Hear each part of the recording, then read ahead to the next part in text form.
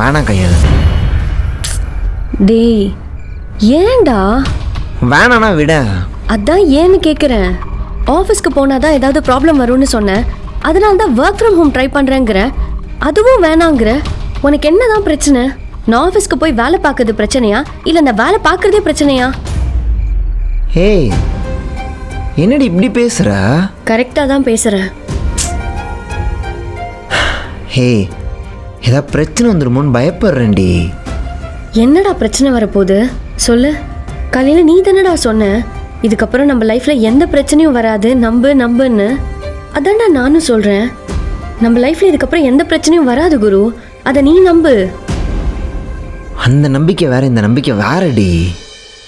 உனக்கு ஏன் புரிய மாட்டேங்குதுன்னு தெரில. உனக்கு நம்பிக்கை இல்லைதான்டா, எனக்கு நல்லா புரிஞ்சு போச்சு. என்ன? அப்போ ஏன் நீ என்னை வேலைக்கு போகாதன்னு சொன்ன, இப்போ ஏன் வேலைக்கு போகாதன்னு சொல்கிறேன்னு. ஏன்